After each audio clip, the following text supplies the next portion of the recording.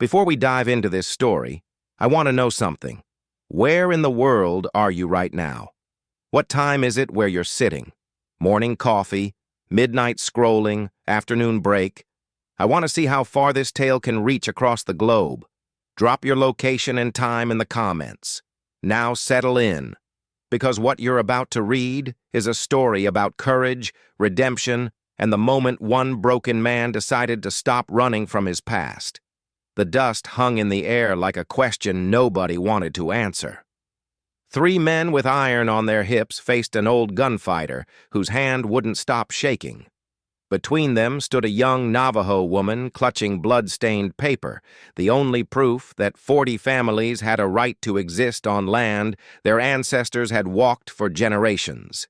"Old man," the lead ranch hand sneered, spitting tobacco juice into the dirt.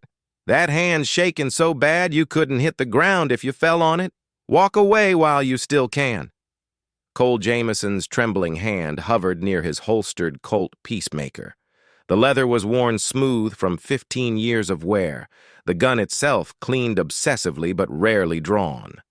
The woman beside him whispered desperately, her voice cracking with exhaustion and fear. "Please, they killed my father 2 days ago for this paper. 40 families will lose everything if we don't."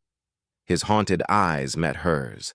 In them she saw ghosts, regret, and something else, something she desperately needed: determination.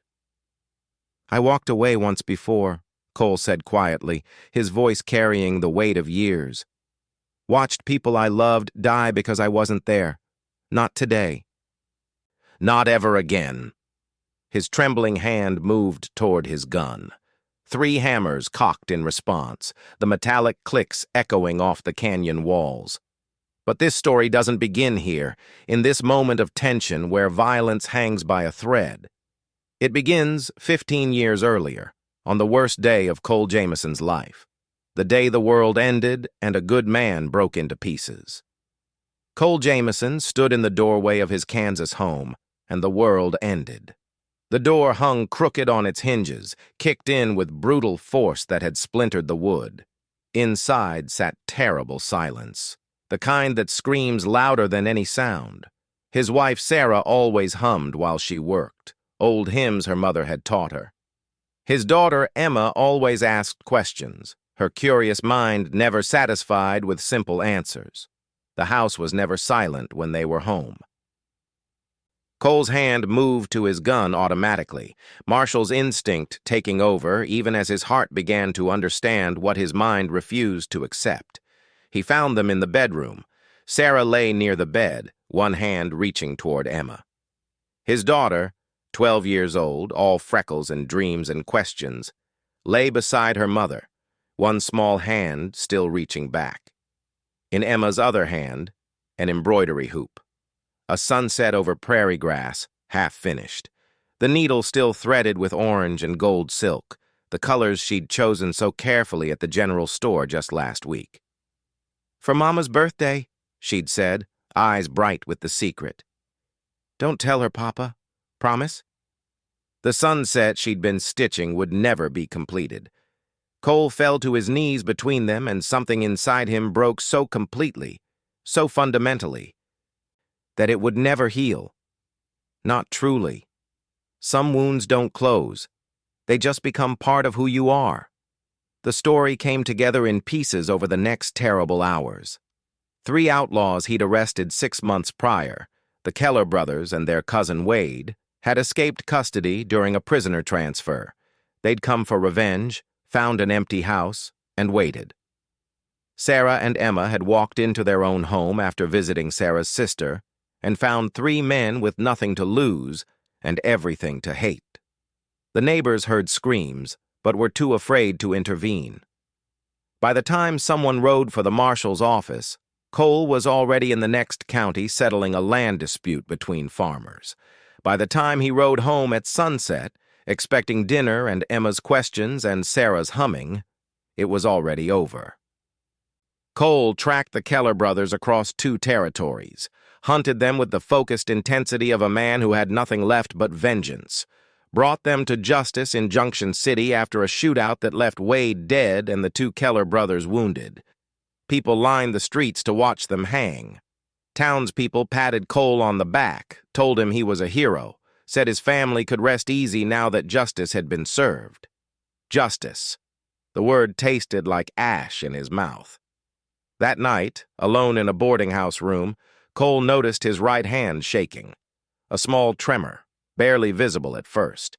He thought it was just exhaustion, the aftermath of adrenaline and grief. But it never stopped. Days passed, then weeks, and the tremor remained, a constant reminder that some things, once broken, stay broken. Doctors said trauma manifests in the body when the mind can't contain it. They offered tonics, rest, prayer. Nothing helped. The tremor was his now, permanent as the scars on his heart. He tried staying marshal for 3 months after that. Failed. The responsibility of protecting other people's families while his own lay in the ground, he couldn't carry it. Every time he pinned on the star, he saw Emma's unfinished sunset. Every time he walked the streets of Mercy Falls, he heard Sarah's hymns in the silence. One morning, he simply unpinned the star, left it on his desk next to an envelope with his resignation, and walked out of Mercy Falls forever. He never went back, not even to visit their graves. 12 years of drifting followed, town after nameless town, job after forgotten job, whiskey that burned just enough to let him sleep without dreaming. Cole became a ghost, the human kind, the kind who exists in margins, who makes no connections, because connections lead to loss, and loss leads to the kind of pain that breaks a man's hand and never lets it heal. He worked cattle drives until the tremor made roping impossible, worked as a stable hand, a store clerk, a night watchman, jobs where his past didn't matter and his future didn't exist. Jobs where he was just another aging cowhand with a gun he never drew and a past he never discussed. The only constant in those years was the wooden horse. Before everything fell apart, Emma had wanted to learn wood carving. She'd watched Cole whittle on quiet evenings and begged him to teach her. "Not today, sweetheart," he'd always said. "Papa has work to do. Soon, I promise." The not todays and the soons had added up to never. After her death, Cole started carving a horse, the kind Emma had wanted to learn to make. He worked on it in spare moments, in dim boarding house rooms, by campfires on the trail. But he never finished it. Couldn't bring himself to complete what they were supposed to make together. The horse remained perpetually half-formed, incomplete, a perfect representation of everything he'd failed to do, everyone he'd failed to be. He carried it everywhere. A talisman of grief, a reminder, a punishment. People who met him in those years remembered him as quiet, competent, haunted. The kind of man you hire when you need work done but don't expect conversation. He drifted through the territories like smoke, leaving no impression, making no impact. By the time he drifted into Redemption Creek, New Mexico, in the spring of 1878, he was 53 years old and as close to invisible as a living man could be. Just another aging cowhand looking for work. Nothing special, nothing memorable, nothing worth a second glance. He took a job mucking stables for the livery, rented a corner of the hayloft for sleeping, and planned to stay a week, maybe 2, just long enough to earn traveling money before moving on to the next nowhere town. That was before Ayasha Grey Wolf stumbled into town clutching her father's blood-stained deed, and everything changed. On his 6th evening in Redemption Creek, Cole heard commotion in the street outside the livery. He looked out to see a young Navajo woman collapse near the general store. She went down hard, her body curling around something she clutched to her chest, a leather document case, old and worn, with dark stains that looked like dried blood. She lay in the dust, gasping, her lips cracked from dehydration, her eyes wild with desperate determination even as her body gave out. People watched from doorways and windows, watched but didn't move. Fear kept them rooted, kept their humanity locked behind practical concerns and self-preservation.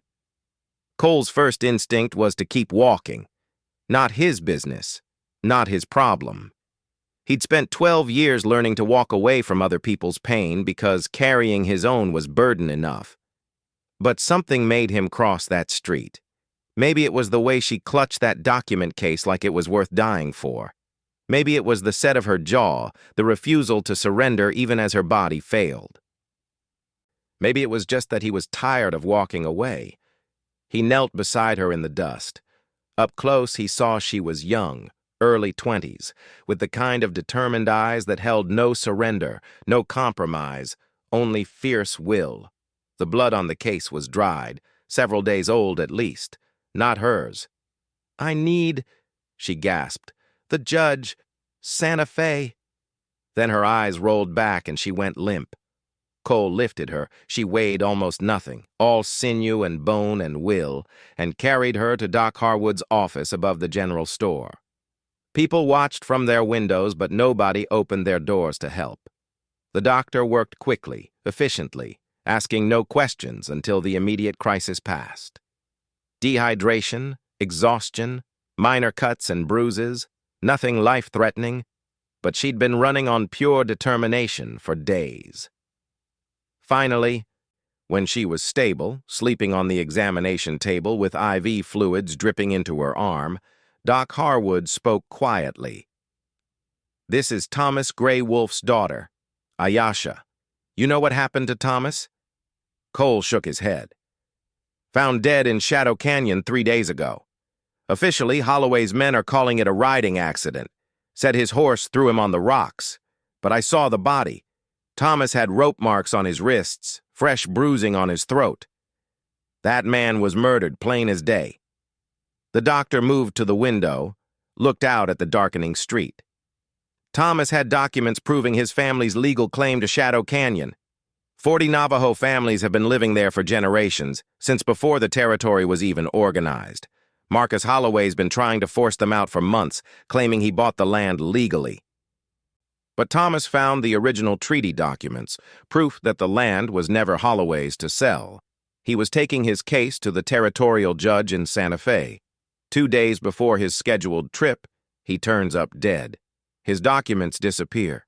Holloway files his claim with the land office, and if it gets officially recorded in 7 days, 40 families lose everything. Doc Harwood turned back to Cole.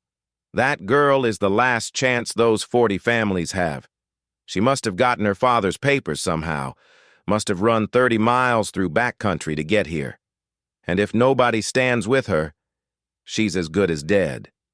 Holloway's men will kill her before letting her reach Santa Fe." "I'm not a lawman anymore," Cole said quietly. "Did that man die? Or did he just start hiding?"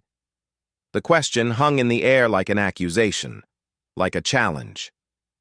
Cole stayed that night, keeping watch from a chair by the window. His Colt Peacemaker rested in his lap, cleaned and loaded for the first time in months.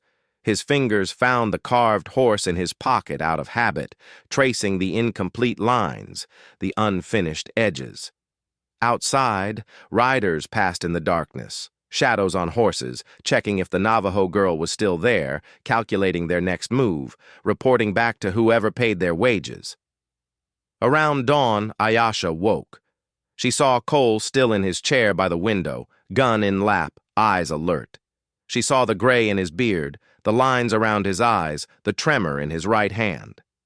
And she saw something else. Something that made her relax slightly despite the danger. She saw someone who understood. "You stayed," she said, her voice rough from dehydration. "Seemed like the thing to do." They sat in silence for a while, and Cole recognized something in her grief that mirrored his own. Both carrying dead people in their pockets and hearts. Both running from the past while being chased by it. Both alone in ways that had nothing to do with the presence or absence of other people. Finally, Ayasha spoke. "They killed my father for this." She touched the document case beside her on the table. "It's the last proof of our claim to Shadow Canyon. 40 families. Families who have lived there since my grandfather's grandfather walked that land. Holloway wants it for silver deposits. Doesn't care about treaties or rights or people, just profit. We have 7 days before his fraudulent claim gets recorded at the territorial office. I have to get to Santa Fe, to the judge. It's 4 days' hard ride. They'll be watching for you, Cole said. Holloway's men, every road, every trail. You won't make it alone. Then I'll die trying. Her eyes blazed with determination. My father died for this. I won't let his death mean nothing. Her words reminded him of someone who believed right mattered more than might. Someone who thought one person standing firm could change the world. Someone who hadn't yet learned that the world breaks people who stand too long. She reminded him of the man he used to be. You'll need help, Cole heard himself say. Why should you care? Why should some white man with a gun care what happens to 40 Navajo families? Maybe I'm tired of walking away from things that matter. And 40 strangers matter to you? Cole pulled out the carved horse, looked at its incomplete form. I had a daughter once, 12 years old. She died because I was somewhere else protecting strangers when I should have been home protecting her. Been running from that failure for 15 years. Maybe it's time I stopped running and started finishing what I begin. Ayasha studied him for a long moment. Then she nodded. All right, Marshal, let's finish this. They left Redemption Creek at first light, slipping out the back of Doc Harwood's office before most of the town woke. A nervous store owner, a man named Patterson who said he was tired of watching Holloway steal from people who couldn't fight back, had fronted them supplies on credit. 2 fresh horses, the best he had, food, water, ammunition, bedrolls and rain slickers, everything they'd need for a 4-day hard ride through dangerous country. Somebody needs to stand up to men like Holloway, Patterson said as he loaded their saddlebags. Guess it might as well be you two. God help you. As they rode past the last buildings of Redemption Creek, Cole saw faces in windows. Most looked away quickly, afraid of being associated with fugitives, afraid of Holloway's retribution. But one young boy, maybe 10 years old, stood in a doorway and raised his hand in a tentative wave. Ayasha waved back, her face softening slightly. My father used to say, the children are watching. They'll remember what we did when it mattered most. Make sure they have something worth remembering. They rode northeast across high desert country, setting an easy pace to save the horses' strength for the long haul ahead. The land here was harsh and beautiful, red rock formations, scattered juniper, endless sky. Dangerous country if you didn't know it, deadly country if someone was hunting you. Around mid-morning, Cole spotted dust on the horizon behind them. Company, he said quietly. 3 riders, maybe 4, keeping their distance but staying with us. Holloway's men? Most likely. They're not trying to hide, meant to make us nervous, push us into mistakes. They rode through the heat of the day, the sun beating down mercilessly. By afternoon, they were approaching a narrow canyon passage, the fastest route through the high rocks, but dangerous. Easy place for an ambush. Cole's instincts, honed by years as a marshal and sharpened by paranoia, saved them. He heard it before he saw it. Horses ahead, multiple horses, waiting in positions, the sound of leather creaking, the jingle of a bit, the nervous stamping of a hoof. Trap, he whispered. They got ahead of us somehow. Must have ridden through the night, taken the long route around. There's men ahead, men behind. They mean to box us in this canyon. Ayasha's hand moved to her father's old rifle. Then we fight our way through. Or we find another way. Cole's eyes scanned the canyon walls, looking for what others would miss. There, a narrow split in the rock face, barely visible unless you knew what to look for. Natural camouflage made it blend with the shadows. Follow me. Stay close. Don't make a sound. They dismounted, led their horses through the tight passage. The walls pressed in on both sides, so narrow Cole had to turn sideways in places, so narrow he could touch both walls at once. The horses balked but trusted their riders enough to squeeze through. They emerged into a hidden canyon, a secret place few knew existed, A stream ran through it. Cottonwood trees provided shade. Grass grew thick enough to feed the horses. Perfect. "We camp here tonight," Cole said. "Let them think we turned back or got caught. We've bought ourselves time to rest and plan." As the sun set, painting the canyon walls in shades of orange and gold, they sat across a small fire, eating hardtack and dried meat, rationing their water even though the stream was right there. "You were a marshal," Ayasha said, not a question. "A long time ago. Why did you stop?" Cole pulled out the carved horse, turned it over in his trembling hands. "Because I was good at protecting strangers and terrible at protecting the people I loved. My wife Sarah, my daughter Emma, 12 years old, all questions and dreams and possibilities. Men I'd arrested came for revenge while I was in town, settling some dispute over fence lines and cattle. I came home to find them murdered in our bedroom. Emma was holding an embroidery hoop, a sunset she'd been making for her mother's birthday. Never got to finish it. I'm sorry. My hands started shaking the day I buried them. Never stopped. Seemed dishonest to keep wearing the badge after that. How could I promise to protect a whole town when I couldn't protect 2 people sleeping under my own roof?" "My father would have liked you," Ayasha said softly. "He spent his whole life trying to close the gap between what we claim to be and what we actually are, said that gap was where all the suffering lived." They talked late into the night about loss and failure, about the weight of responsibility, about what we owe the dead and what we owe the living.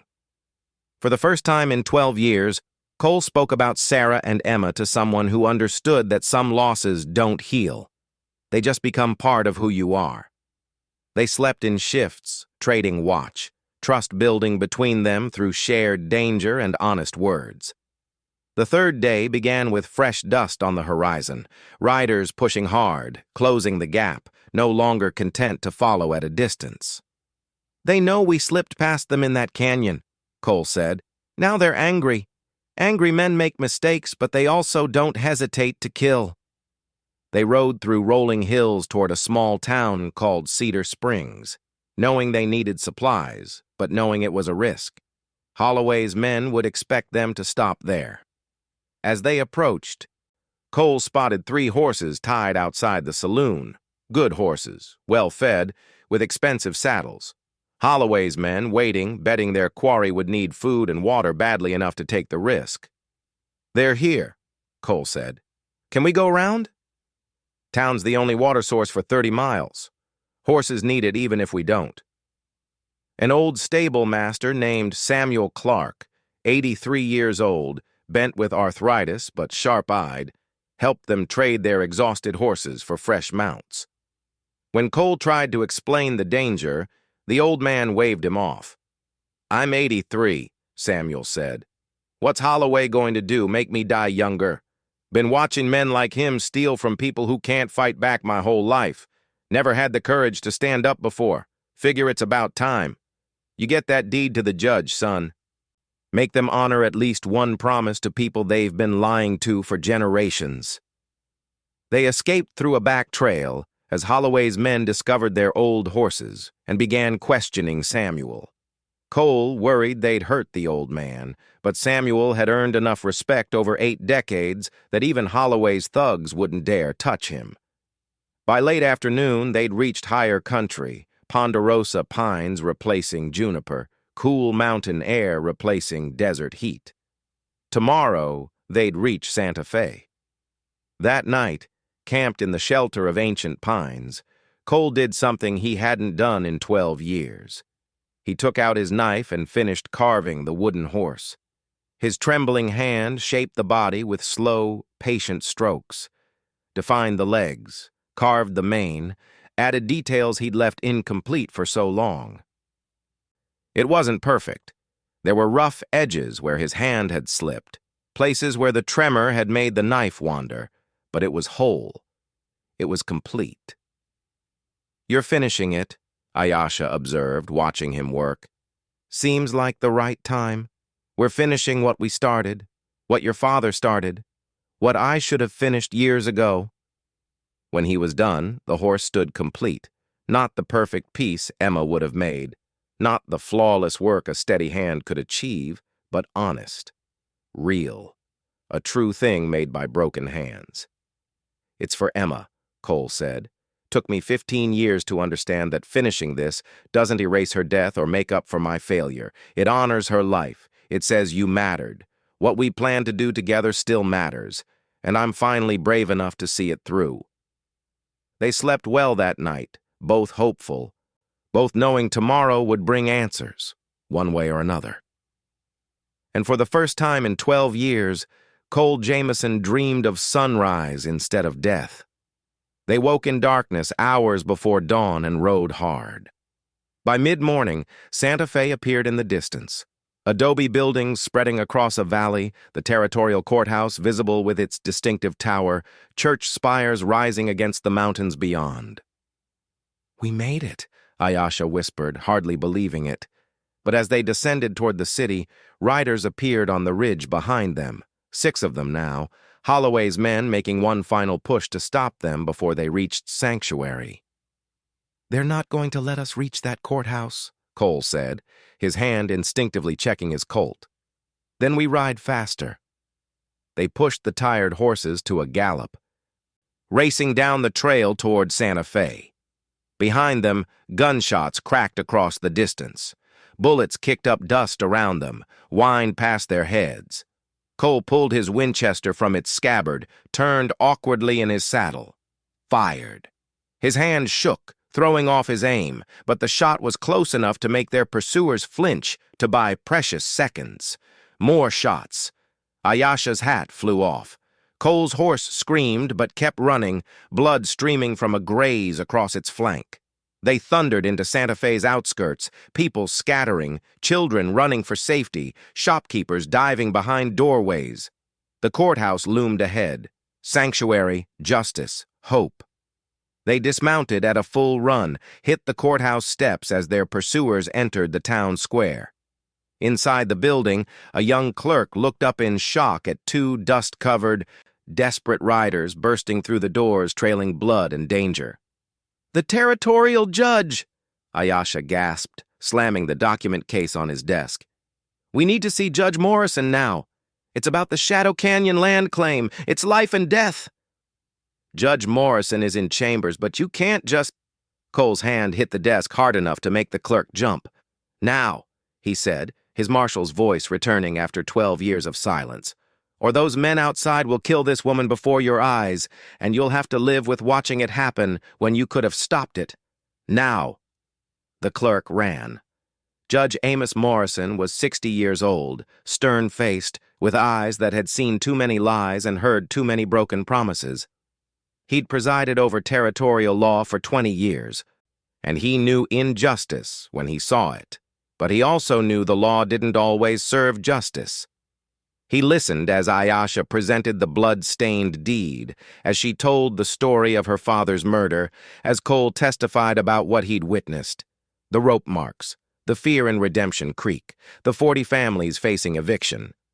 Holloway's lawyer was there too, a man named Bartholomew Winters, expensive 3-piece suit, oil-smooth voice, the kind of attorney who could make theft sound like commerce and murder sound like unfortunate accident. He presented counter-evidence with practiced ease, a bill of sale, supposedly signed by Thomas Gray Wolfe himself, selling the Shadow Canyon land to Holloway for a fair price. Witness statements from 3 ranch hands claiming they'd been present for the transaction, claiming Thomas had been happy with the deal. "All lies," Ayasha said, her voice shaking with fury. "My father died protecting this deed. Look at the blood on it. His blood. He was murdered trying to get to you, trying to save 40 families from being driven off land that's legally theirs." Judge Morrison examined the documents for a long time.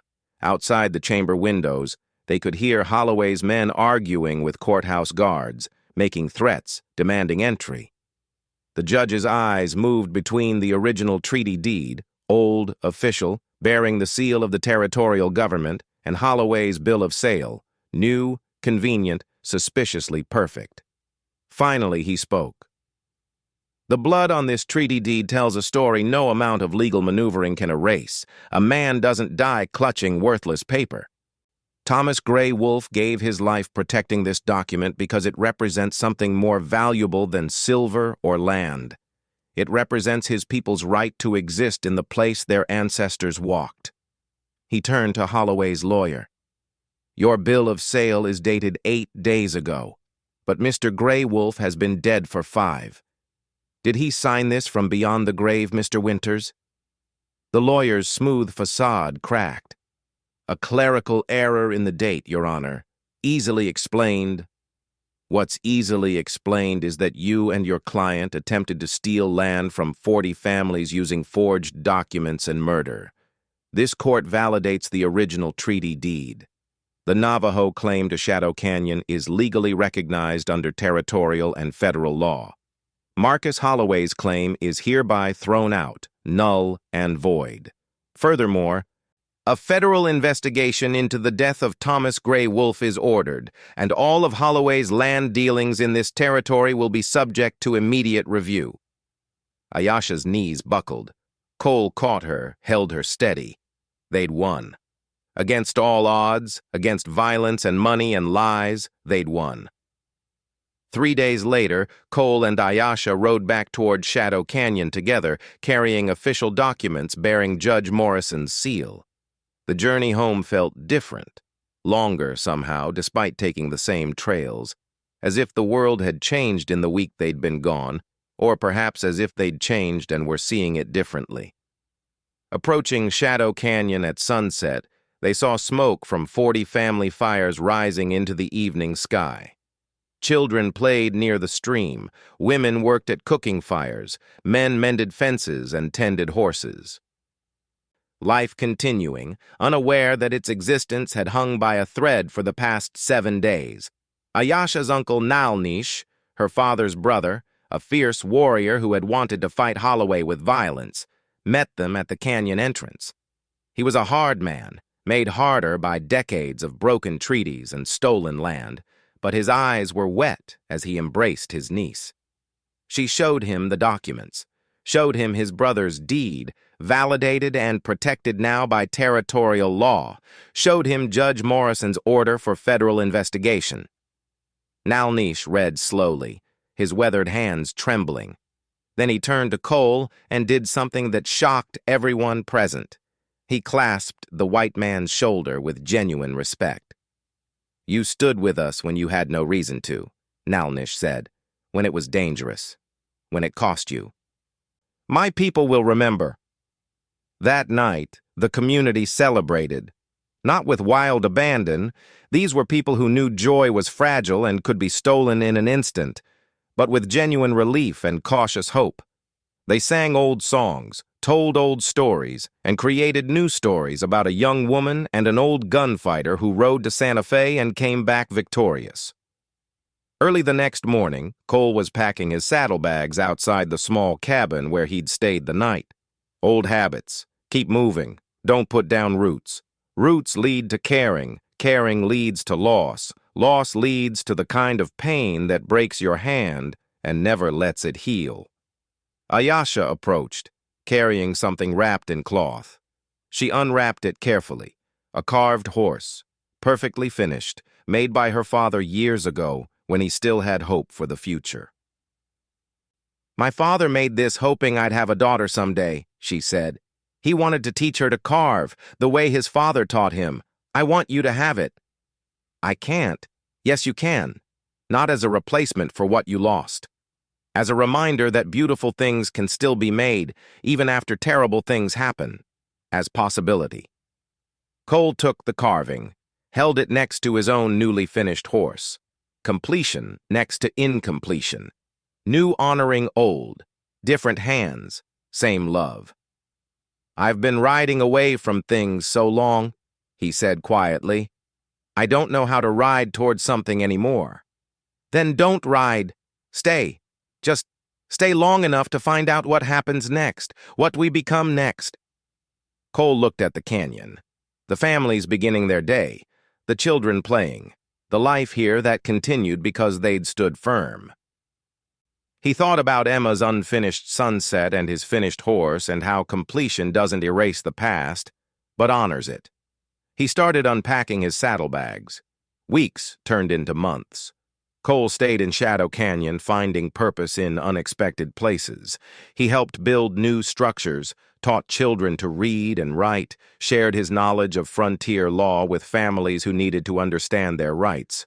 Most surprisingly, he discovered he could teach wood carving. His trembling hand made perfect demonstration impossible, but it made him patient. When children struggled, when their hands slipped and ruined hours of work, Cole understood in ways a master carver with steady hands never could. Mistakes are just part of the story, he'd tell frustrated students. Look at this horse. See these rough spots? That's where my hand shook. But it's still a horse, still beautiful in its own way. Perfection isn't the goal, completion is. Ayasha dove into her father's work with renewed determination. She began documenting treaty violations across the territory, corresponding with other Navajo communities facing similar struggles, building networks of legal support. One evening, sitting by the river where Cole often taught children to whittle, she asked him something that had been on her mind. Do you still dream about them? Your wife and daughter? Cole was quiet for a long moment, his hands working on a piece of juniper wood, shaping it slowly. Every night. But the dreams are different now. Not nightmares of what I lost, but memories of what I had. Sarah's laugh, Emma's questions, the good things. That's a gift I didn't expect. My father comes to me in dreams too, Ayasha said. I finally understand what he's trying to tell me. What's that? That continuing his work is how I honor him. That love doesn't end with death. It transforms into everything we do afterward. Every family I help, every treaty I document, every child I teach about our rights. That's him, living on through actions.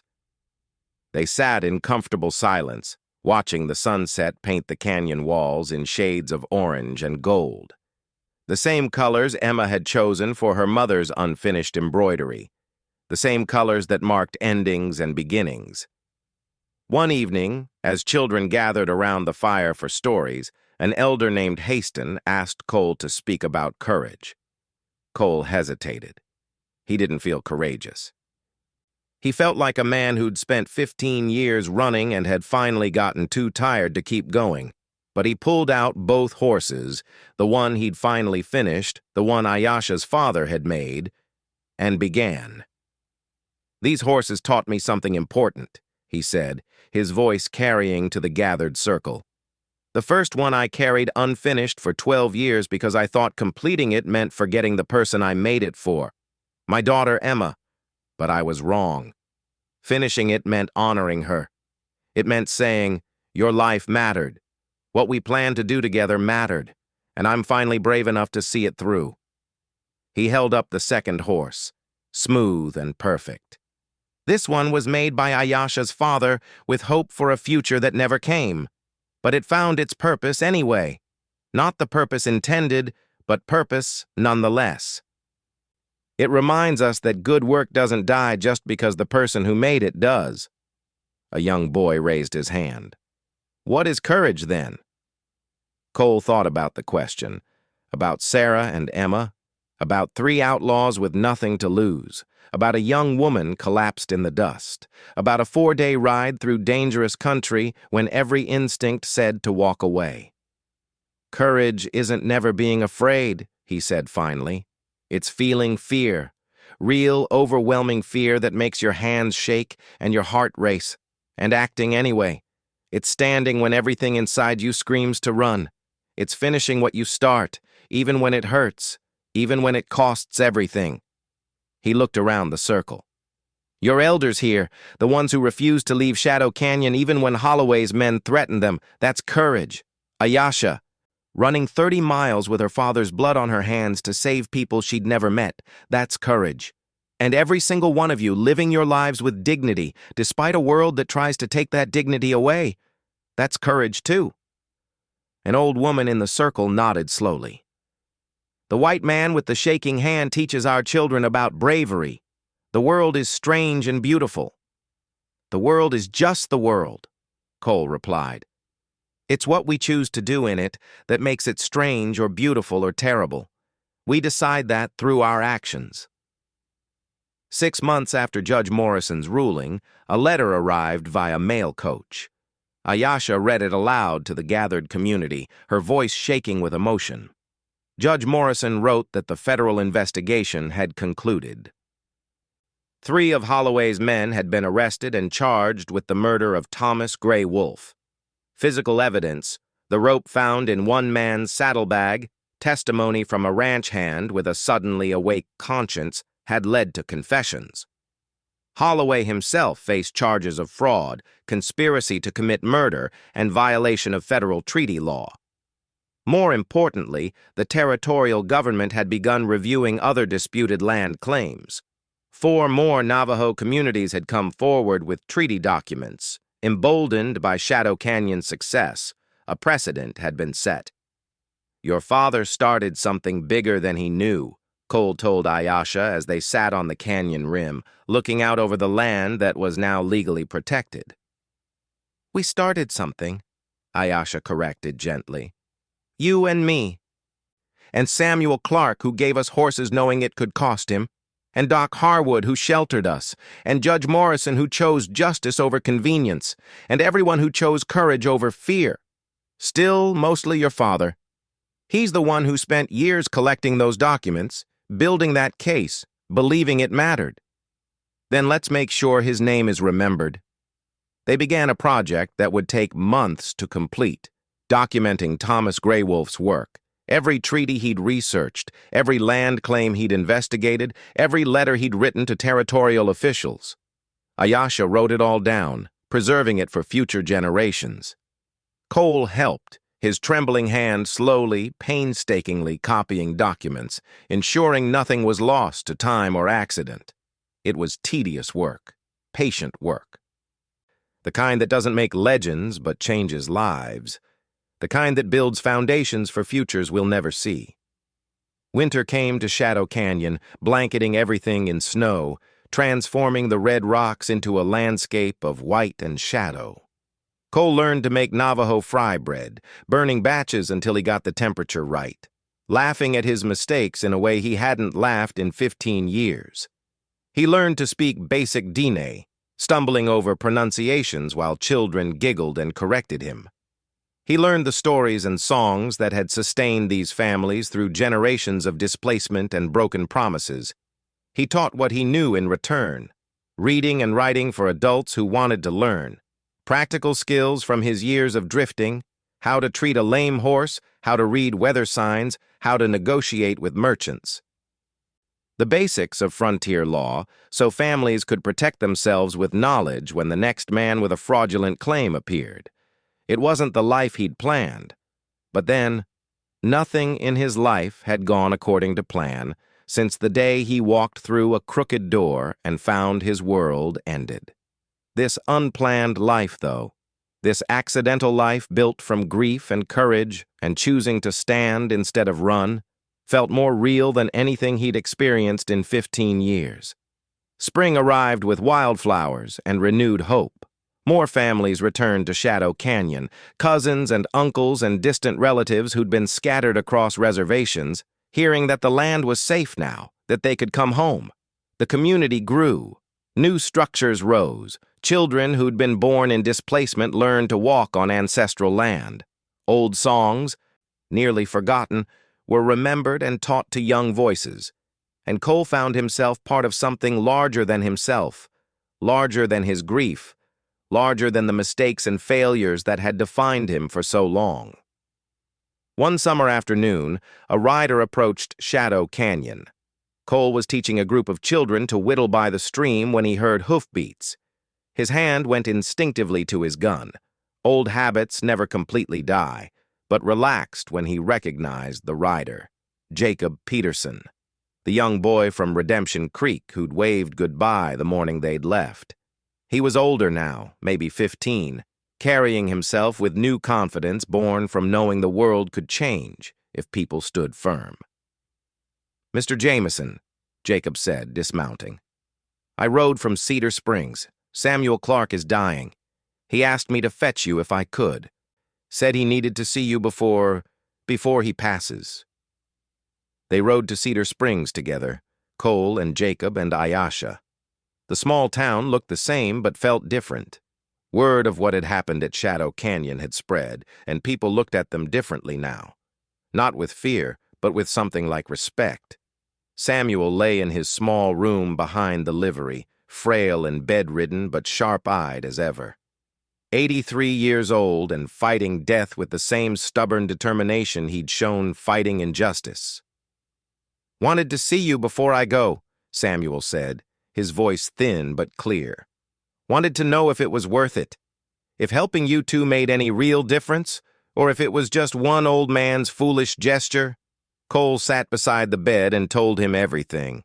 About the 40 families safe now. About the children being raised on land their ancestors had walked. About 4 other communities finding justice because Ayasha had shown it was possible.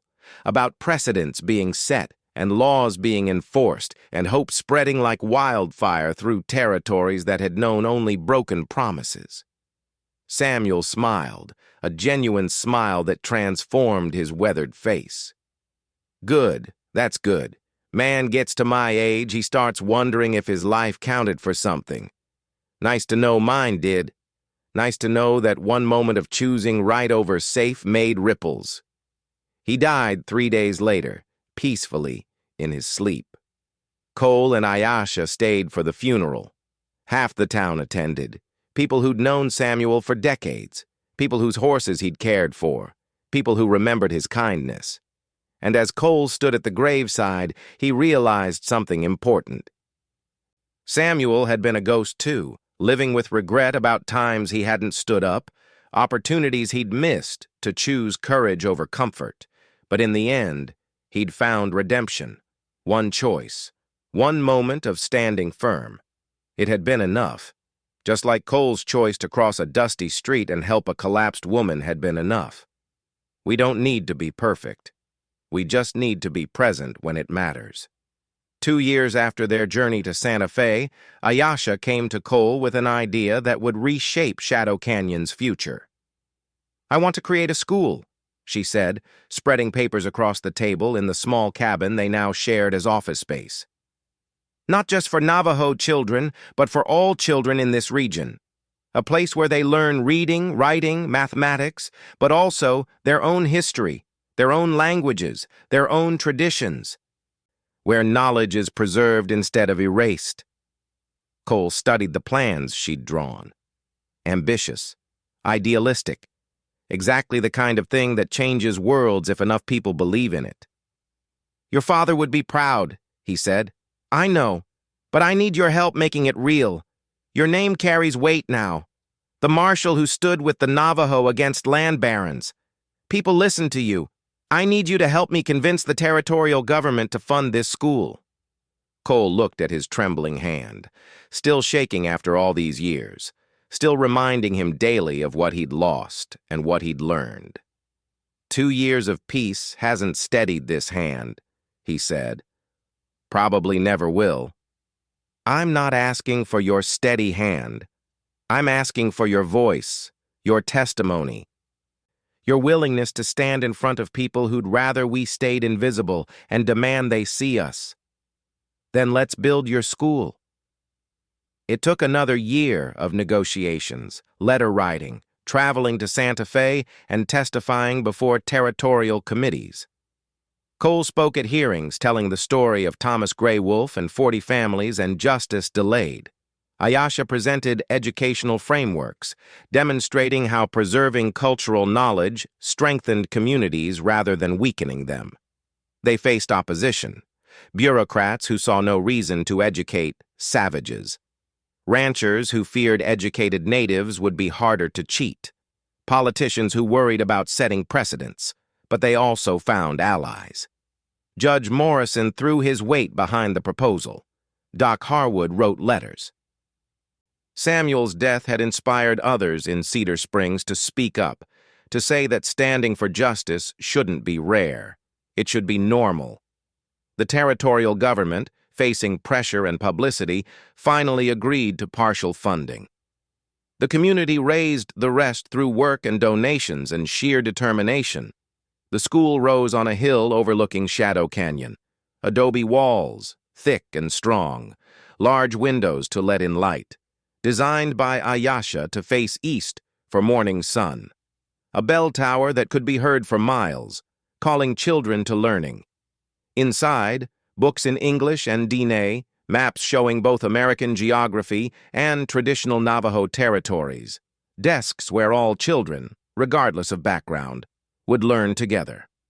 On opening day, more than 100 people gathered, 40 families from Shadow Canyon. Families from neighboring communities, white settlers curious about this experiment in integration, officials from Santa Fe documenting this unusual venture. Children ran through the halls, their laughter echoing off new walls, their excitement palpable. Some had never attended school before. Some had attended schools where speaking their own language earned beatings. All of them sensed this place was different. This was their place, built for them, honoring them. Cole stood at the entrance, greeting families, his trembling hand shaking theirs in welcome. An older Navajo man approached, one of the original 40 families, a man who'd wanted to fight Holloway with violence until Ayasha had convinced him to trust law. "You've done a good thing here, white man," he said. "Ayasha did the good thing. Her father did the good thing. I just helped. You stood when standing was dangerous. You finished what you started. You taught us that the law can work if people refuse to let it fail. These are not small things." Cole thought about Emma's unfinished embroidery, about the carved horse he'd carried for 12 years, about all the things left incomplete in his life.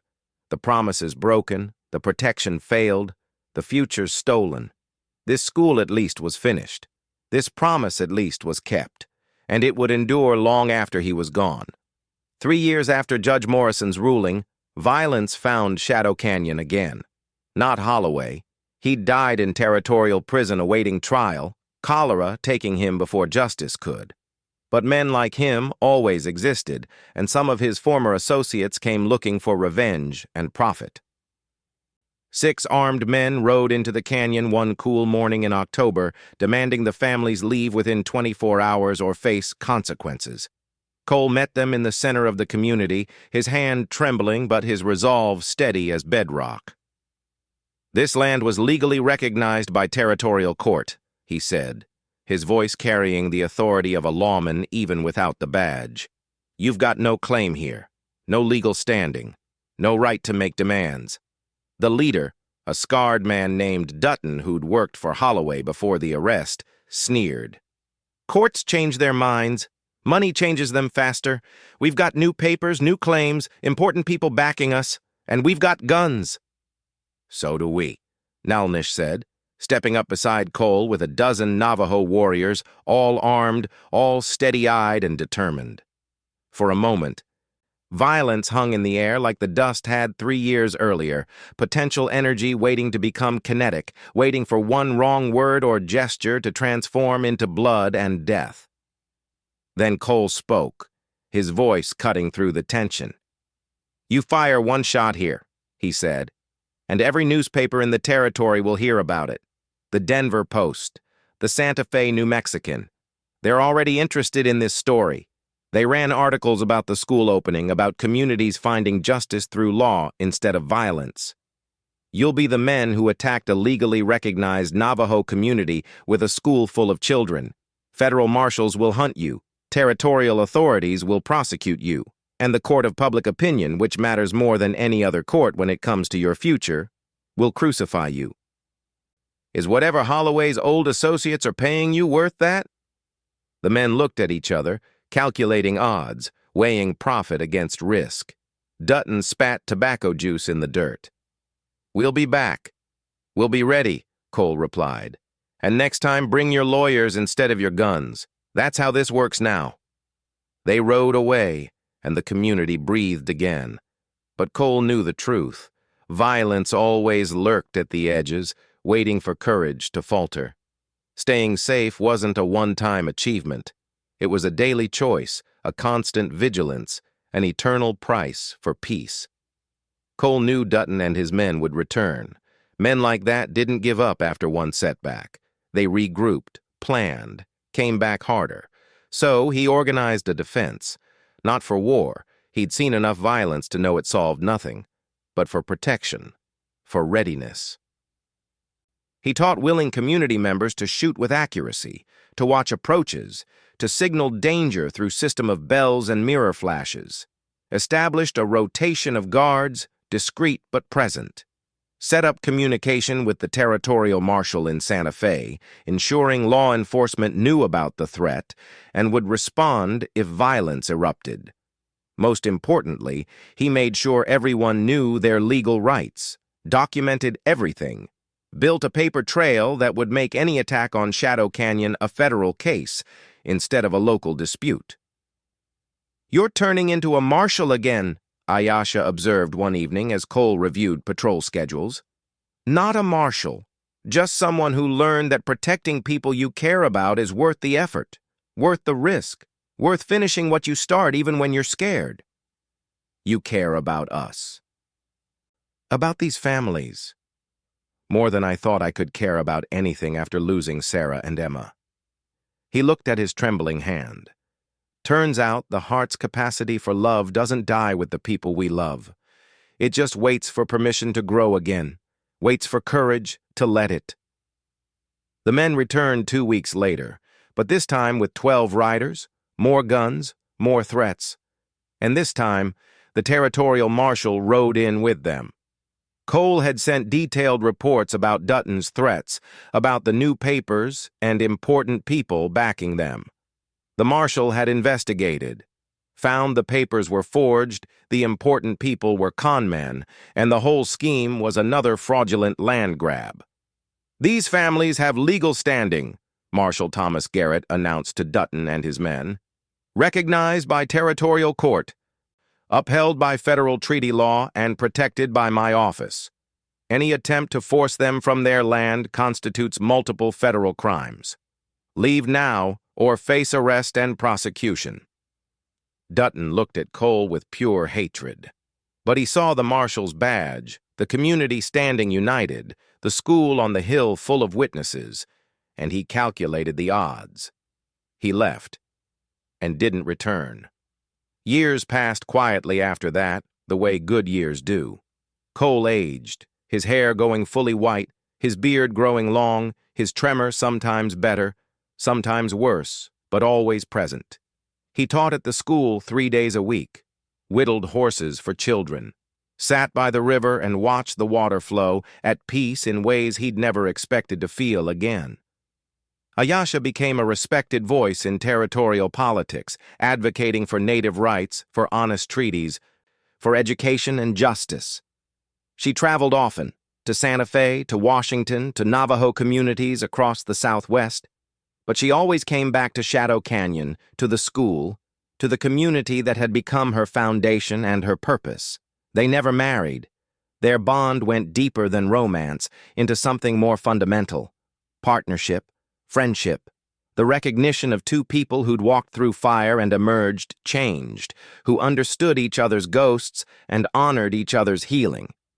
On quiet evenings, they'd sit together and talk about the people they'd lost: Thomas Gray Wolfe, Sarah and Emma, Samuel Clark, all the dead who'd shaped the living. "Do you still dream about them?" Ayasha asked one autumn night, the question ritualistic now, asked and answered over years. "Every night," Cole said, his standard response. But then he added something new. "But they're not ghosts anymore. They're memories. Good memories. The dreams are gentle now. That's the real gift of time and healing. Not forgetting, but remembering without bleeding. My father comes to me too. Sometimes in dreams, sometimes in unexpected moments. I see his face in young activists fighting for land rights. I hear his voice in children learning to read their own language. That's immortality, I think. Not living forever, but living on through everyone we touched." Cole carved while they talked, his hands never idle, always shaping wood, always creating despite the tremor. Horses mostly, but also birds, rabbits, human figures.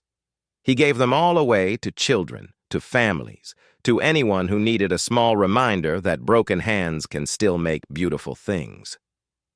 Cole Jameson died on a spring morning 10 years after riding into Redemption Creek and meeting a collapsed woman clutching her father's blood-stained deed.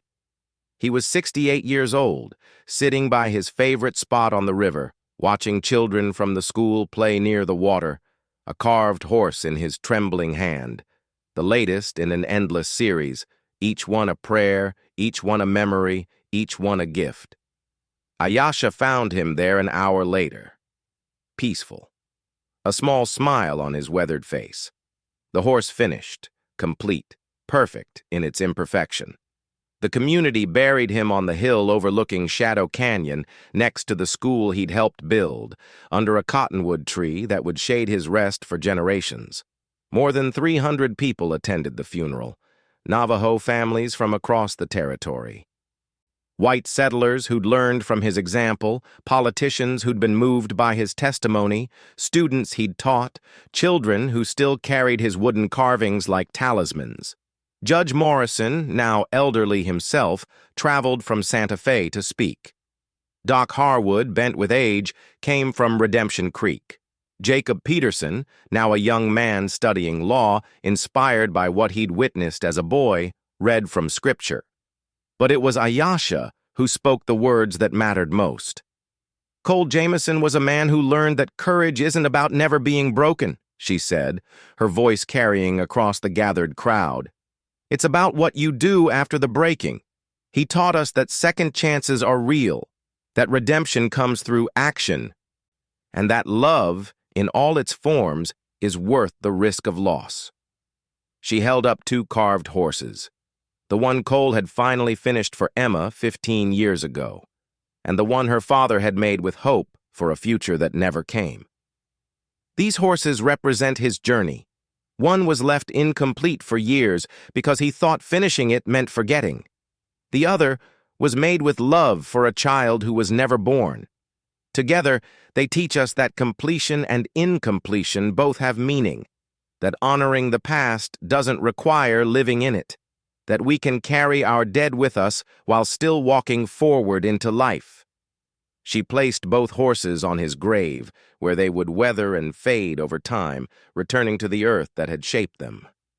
Cole stood when he could have walked away. He finished what he started. He protected people he didn't have to care about, and in doing so, he showed us that one person choosing courage can change everything for 40 families, for 400 families, for generations of children who will walk this land because he refused to let injustice be easy. The crowd was silent, honoring not just a man, but an example, a possibility, a promise that ordinary people can do extraordinary things when the moment demands it. That night, sitting alone in her cabin, Ayasha wrote in her journal, the same journal where she'd documented her father's work, where she'd preserved Thomas Gray Wolfe's legacy for future generations.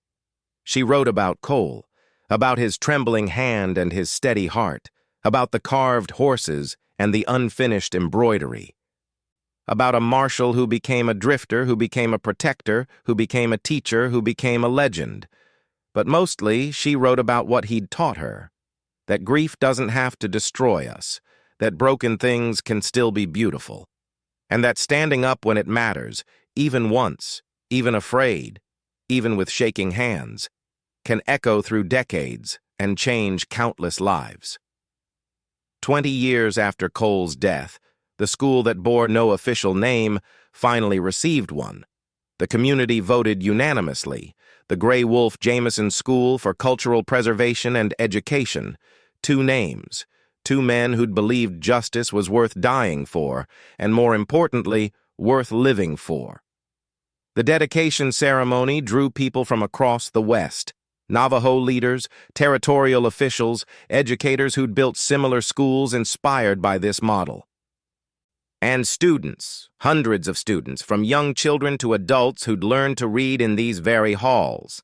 Ayasha, now 70 years old, her hair silver, her hands wrinkled but still strong, stood before the crowd and told the story one more time. The story of a young woman who ran 30 miles with her father's blood-stained deed.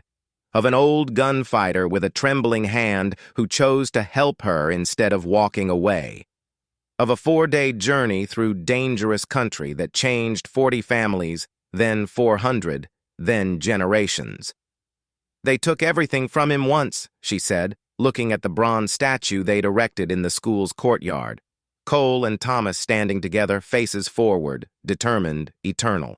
His family, his purpose, his steady hand. But he took something back. His courage, his capacity for love. His willingness to fight for people he'd never met. That's the legacy we honor today. Not perfection, not fearlessness, but the simple choice to stand firm when everything says to run. The children listened. Navajo children, white children, Mexican children, children of every background learning together in a place built on the principle that education should include everyone and exclude no one. One young girl raised her hand. Ms. Grey Wolf, why did Mr. Jameson's hand shake? Ayasha smiled gently. Because he loved so deeply that losing what he loved broke something inside him. But here's what matters. The breaking didn't stop him from loving again. Didn't stop him from standing up. Didn't stop him from finishing what he started. Sometimes our wounds become our strength, if we let them teach us instead of define us. The 2 carved horses still sat on a shelf in the school's main hall, protected under glass now, catching the golden light of sunset through the large windows. One rough and imperfect, finished by trembling hands. One smooth and beautiful, crafted by a master. Together, they represented everything the school stood for. Honoring tradition while embracing change, recognizing imperfection while striving for excellence, carrying the past while building the future. And on the hill, where Cole Jameson rested beneath the cottonwood tree, the wind sang through Shadow Canyon, carrying stories of bravery and redemption to anyone willing to listen. The West changed that day. 3 people stood together in the dust and refused to let injustice win. It's still changing.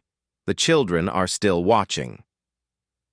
And somewhere, in every person who chooses courage over comfort, who stands when they could run, who finishes what they start even when their hands shake and their hearts break, Cole Jameson's legacy continues. Not because he was perfect, because he wasn't.